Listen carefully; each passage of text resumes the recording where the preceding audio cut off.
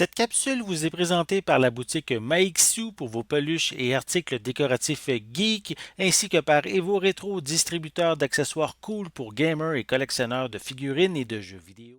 Bonjour, ici Justin pour Ciné Techno. Aujourd'hui, je vais vous parler de la bande dessinée L'histoire du cinéma en bande dessinée, tome 2, L'apogée du mime, écrit par Philippe Lemieux et dessiné par Gary. La bande dessinée est distribuée par les éditions Michel Quintin et est disponible en magasin depuis le 11 novembre 2021.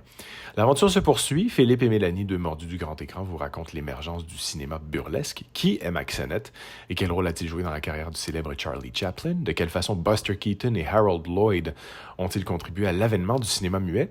Installez-vous confortablement et découvrez pourquoi les films de cette époque ont fait rire le monde entier. Donc, dans ce deuxième tome, Philippe Lemieux reprend son rôle d'écrivain, alors que Gary, lui, revient au dessin pour discuter, en fait, de l'apogée du cinéma muet à Hollywood et également la naissance de ce qu'on appelait tout d'abord Hollywoodland, qui s'est par après transformé en simple Hollywood. Donc, on se penche ici sur les débuts de Mack Sennett, donc le fameux créateur et bien sûr réalisateur, producteur des fameux Keystone Cops au début du cinéma hollywoodien, donc qui a contribué à la naissance de l'industrie du cinéma qu'on connaît aujourd'hui.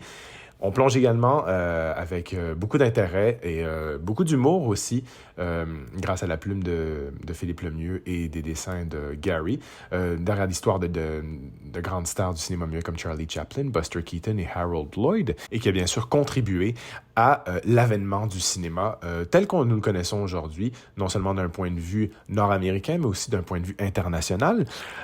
Les artistes laissent un peu une porte ouverte à la fin de la bande dessinée, donc vers l'âge d'or du cinéma hollywoodien. Donc, on fait des petits clins d'œil ici à Marilyn Monroe. Je suis pas très fan du dessin de Marilyn Monroe, par contre, moi qui est un très, très grand fan de Marilyn.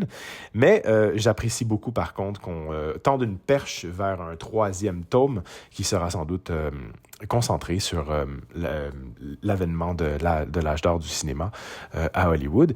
Et aussi, bien sûr, on mentionne plusieurs Canadiens de renom à la fin. Donc, peut-être également, nous porterons-nous dans un prochain tome vers l'influence canadienne dans le cinéma, mais peut-être également le cinéma canadien et québécois. C'est à suivre. Donc, parfait pour un cadeau de Noël sorti avant le temps, bien sûr, en novembre, mais non seulement les propriétaires, les amateurs de la bande dessinée du premier tome seront ravis de compléter leur collection avec un deuxième tome qui sera, selon moi, pas le dernier de la collection. Je vous le recommande fortement. C'est toujours très agréable. C'est une bande dessinée qui est pas très longue, 48 pages. Et bien sûr, nous en apprend sur l'histoire d'un médium, d'un art, que nous adorons tous, évidemment, le cinéma. Donc, je vous le conseille fortement. C'était Justin. Merci et bon visionnement.